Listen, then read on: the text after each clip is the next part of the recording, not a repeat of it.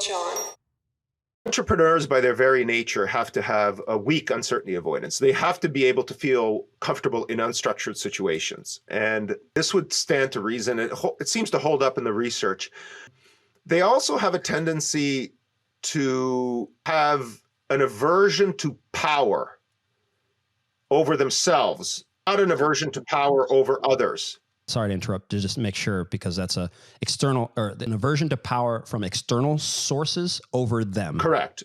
But they seem to be okay with exerting power over others. Now, we could look at the late Steve Jobs. He was an interesting character, and sometimes I tell my students, if you ever want to read a book about management and you want to learn how to be an effective manager, just read the biography of Steve Jobs. I think whoever wrote that. Walter Isaacson. Correct. I think he did it too. You might be right. Correct, yeah. Yes.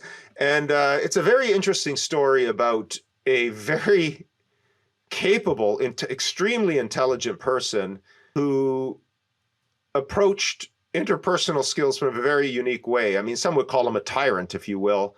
But, the thing is, yes, entrepreneurs have aversion to power that controls them.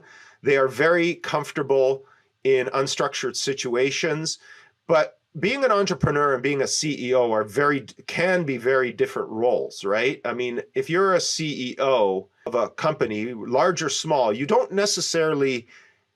personally do not necessarily have to be an entrepreneur. You have to have a leadership capability that will allow you to manage and source people in your organizations that could provide the impetus of new knowledge and that entrepreneurial spirit.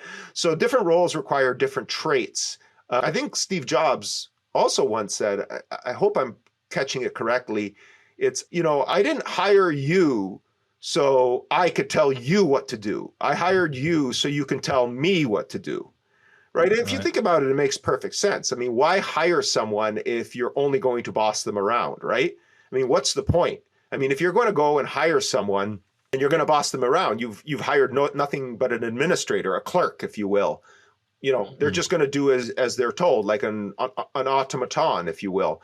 So the key is to hire, people that will tell you what to do. And even if you're the CEO, you want somebody coming into your office and saying, "Hey, CEO, boss, I think, this is a bad move, this is a bad idea," and have it rationally explained, preferably in private, of course. You don't want to undermine your authority.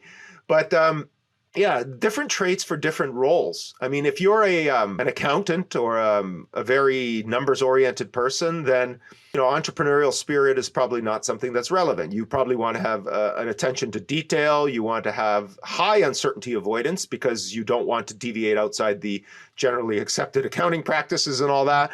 So it's very hard. If you if you said, okay, what cultural traits do you need for this particular, position, then I could probably, go through some of the research in the field and probably come up with you should hire somebody with these traits. And for other positions, they would have completely different traits.